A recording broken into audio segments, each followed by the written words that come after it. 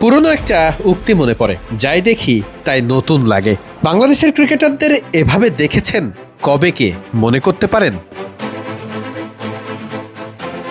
দুই বন্ধু তামিম ইকবাল খান আর মুশফিকুর রহিম। সময়ের প্রেক্ষাপটে একজন এখন বিসিবি সভাপতি, একজন এখনো খেলছেন জাতীয় দলে।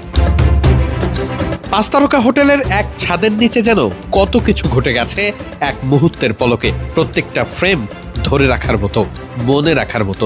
সব ছোট্ট ছোট্ট গল্পগুলো একবার করে মনে করা যাক। এখানে রাশনা ইমামকে নিশ্চয়ই সবাই চিনেছেন, ব্যারিস্টার, বাংলাদেশ ক্রিকেট বোর্ডের পরিচালক। লিটন দাস এখানেও সবার থেকে আলাদা। সবার আগে ছুটে গেলেন প্রিয় কোচের কাছে। ফিল সিমন্স তখন একপাশে বসে সবকিছু দেখছেন। গুণী ছাত্র লিটন গিয়ে বসলেন গুরুর পাশেই, মজা করছিলেন, পরিস্থিতিটা উপভোগ করছিলেন। তাসকিন প্রথমে বুঝতে পারেননি, পেছন থেকে তাসকিনকে ডেকে নিয়েছেন খালেদ মাহমুদ সুজন। সব খোঁজ খবর নিচ্ছিলেন। তাসকিন খুব বাধ্য ছাত্রের মতোই বলছিলেন তার সব খবর। খালেদ মাহমুদ সুজন এ কারণেই তরুণদের কাছে খুবই জনপ্রিয়।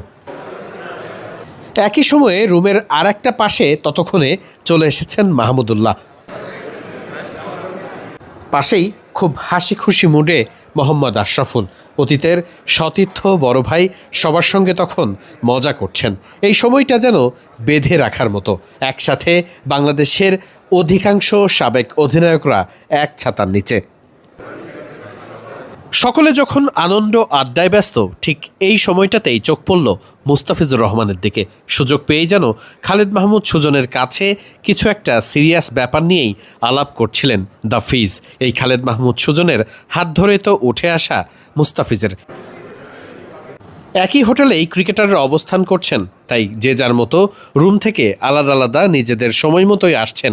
কারোর জন্য কোনো বাধা নিষেধ নেই, কারণ কালকে সিরিজ শুরু, তাতে কি যায় আসে। সবাই যেন এই সময়টা একসাথে থাকার জন্য খুব উপভোগী করছিলেন। সবাই মজা করছেন।